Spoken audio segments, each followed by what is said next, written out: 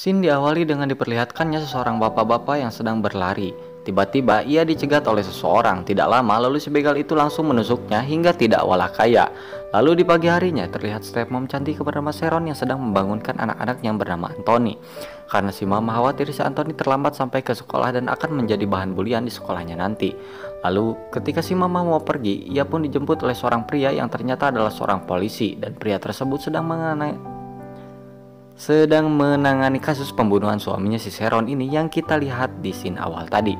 Lalu scene pun berpindah ke si Anthony yang baru saja sampai di sekolah, dan benar saja saat ia membuka lokernya banyak sekali sampah yang menandakan bahwa dia memang dibully oleh teman sebayanya yang bernama Kilby. Lalu tidak lama datang seorang temannya yang bernama Dylan. Bukan Dylan versi Mila yang pacarannya lama tapi nikahnya enggak, tapi Dylan versi film ini tentunya yang mengusir si Kilby dari si Anthony. Lalu si Anthony dan si Kilby pergi. Dylan pun melihat kertas yang masih ada di lantai, yang ternyata ada foto ibunya si Anthony yang bodinya mirip sekali dengan gitar Spanyol. Scene pun berpindah ke stepmom Sharon yang sedang bekerja. Ia pun mendapatkan salinan email dari polisi tadi. Saat ia bekerja, ia didatangi oleh asistennya yang sama-sama cantik yang bernama Katie yang cukup loyal terhadapnya. Scene pun kembali berganti di mana si Dylan bersama teman wanitanya yang bernama Megan. Lalu si Dylan pun mengenalkannya kepada si Megan yang kelihatannya masih bulu kumuut atau masih malu-malu lah bahasa Jepangnya mah. Dan sekonyong-konyong mengajak si Anthony untuk bermain American football pakai E ya, bukan pakai F bukan pakai E ya. Jadi football bukan itulah. Singkat cerita, ia yang masih gugup melihat teman sebayanya hal itu dibuktikan saat ia mengadu bagong. Si Anthony pun ambruk dan kita putar dulu intronya.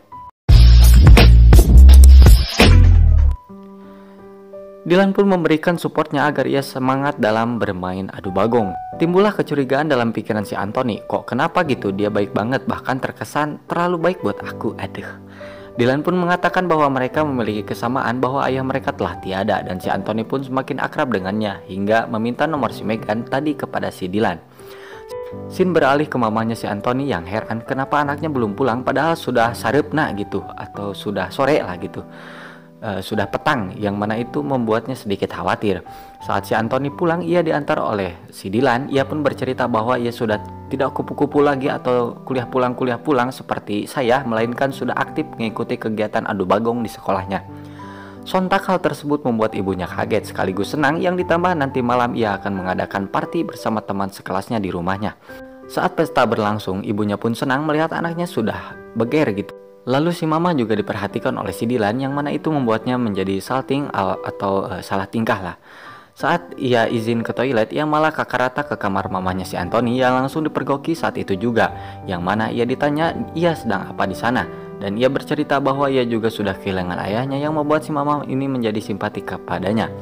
Hari pun berganti. Terlihat saat si Dylan mendatangi si mama yang sedang bersama si Katie. Ia pun mengatakan senang melihatnya menemani si Anthony, yang membuatnya enggak kuuleun lagi atau enggak cupu lah. Saat berkeliling ke properti yang direncanakan akan dibeli oleh pamannya si Dylan, ia pun masuk ke kamar yang cukup untuk bergada bahagia. Singkat cerita, si Anthony pun mengalami perkembangan yang cukup pesat di mana ia berhasil memenangkan pertandingan adu bagong dengan rival beratnya yaitu si Kilby yang seringkali membulinya. Kilby yang tidak terima pun merencanakan hal buruk terhadap si Anthony. Namun saat akan membuka lokernya, ia diancam oleh si Dylan untuk tidak mengganggu si Anthony lagi. Saat pagi tiba, di mana mamanya si Anthony baru saja bangun, ia pun dikagetkan oleh si Dylan yang tiba-tiba ada di sana. Ia pun ditawari kopi sambil salting, namun si Dylan ini tidak suka karena ia lebih suka susu. Dylan pun mengatakan ngopinya lain waktu saja, dan mamanya pun mengiyakannya. Dengan berpakaian yang belum jadi, ia pun pergi bekerja seperti biasanya. Ia pun curhat kepada si Katie perihal si Teddy, polisi yang menyelidiki kasus pembunuhan suaminya tersebut, yang terus saja caper atau gumasep lah terhadapnya. Bahkan itu terjadi sejak mereka masih sekolah dasar. Ia pun menambahkan bahwa ia akan cuti selama 2 bulan untuk menjernihkan pikirannya yang cukup pabaliut oleh kematian suaminya, tagihan PLN, Shopee Pay Later, Bank Emok, warung Mang Gonjales, dan lain sebagainya. Saat menggalau ria, ia didatangi anaknya dan meminta izin untuk pergi berpacaran dengan si Megan, dan ia pun senang mendengar hal tersebut karena anaknya sudah tidak cupu lagi, dan ia pun mengizinkannya. Malam harinya si Megan yang diantar si Dylan pun pergi untuk berkencan bersama si Anthony dengan meminjam mobilnya si Dylan. Otomatis mereka hanya berdua saja di dalam rumah. Si Dylan dengan rayuan mautnya pun sekonyong-konyong merobek buku peninggalan suaminya si Sharon yang selalu membuatnya selalu mengingat mendiang suaminya tersebut. Scene beralih dulu setelah si Anthony selesai jajan seblak ceker di warung seblak ronyok. Ia pun memberanikan dirinya untuk si Megan. Namun si Anthony yang rajin sholat 5 waktu seperti saya pun seketika sadar bahwa apa yang dilakukannya adalah salah. Scene kembali beralih saat ibunya si Anthony sedang mandi. Si Dylan pun langsung pergi untuk menggadabahnya.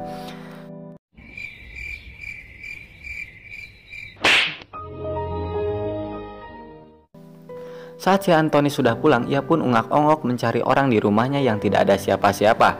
Tiba-tiba saja ia langsung disambut oleh si Dylan yang tentu saja terlihat masih fresh karena sudah diservis secara full oleh ibunya si Anthony.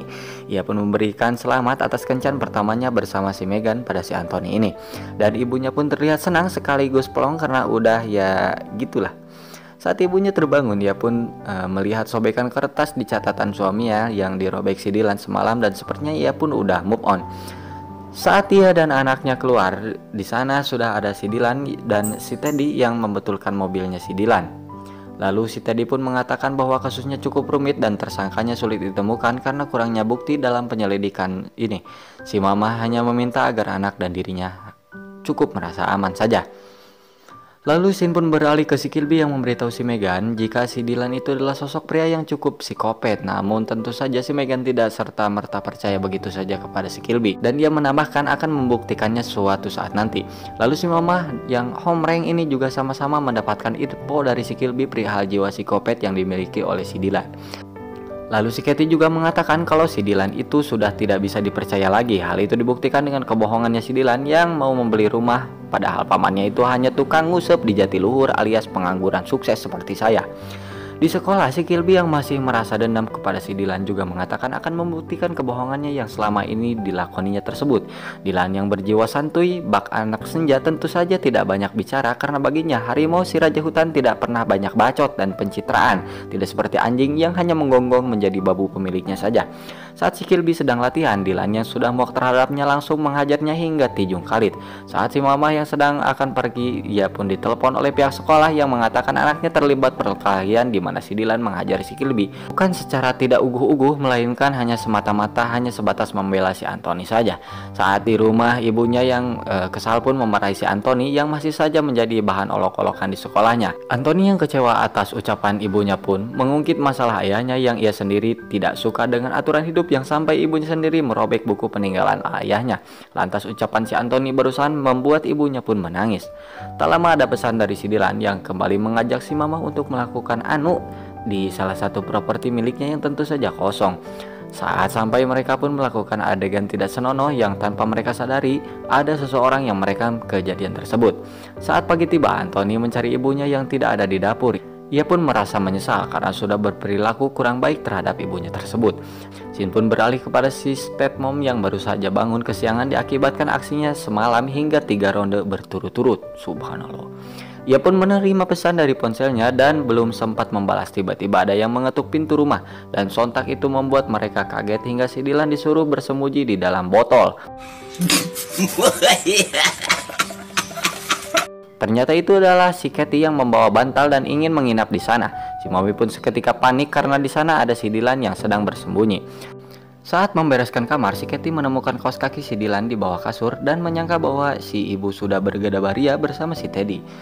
Di sekolah, pacarnya si Anthony memperlihatkan video adu bagong ibunya sendiri bersama si Dylan dan menambahkan kalau si Dylan ini sudah berusia 21 tahun dan sudah dikeluarkan dari sekolah sejak 3 tahun yang lalu. Namun sepertinya si Anthony tidak terlalu peduli dengan hal itu karena memang ibunya seringkali berselingkuh sejak ayahnya masih ada. Saat si Kilby mengobrol dengan Pak Inspektur Ladusing, ia mengatakan bahwa nama Dylan itu adalah nama samarannya saja.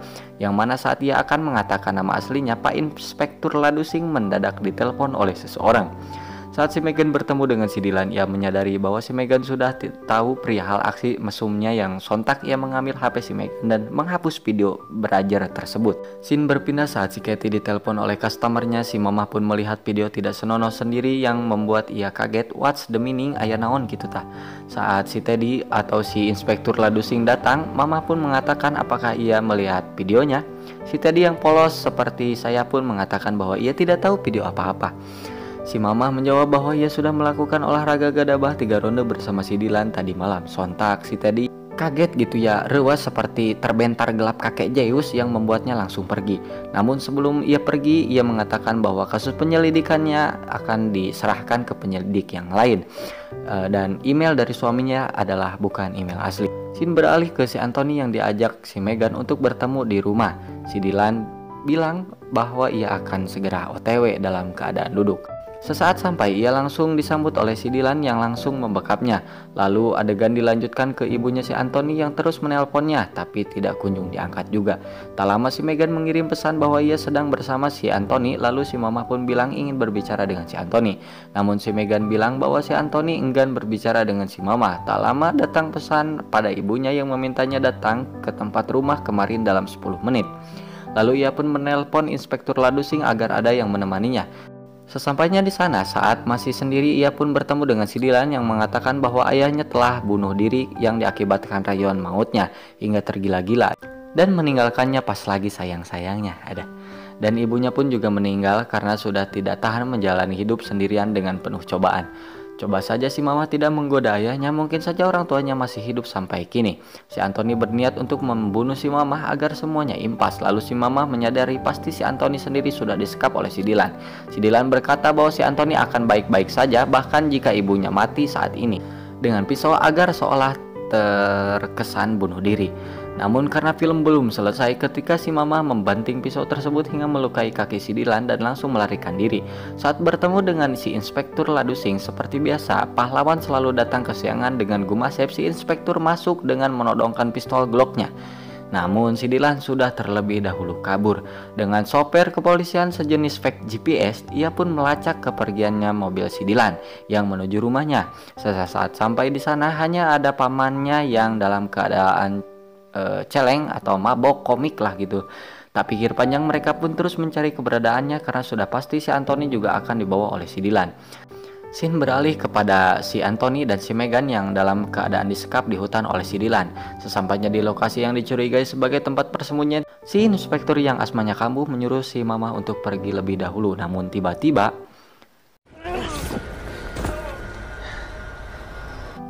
ia ditusuk dari belakang oleh si Dylan. Dengan pisau dan pistol yang dibawanya, ia menodong si Mama. Si Anthony yang sudah terbebas dari jeratannya tiba-tiba saja datang dan langsung membela si Mama. Saat pelatuknya akan ditekan, tiba-tiba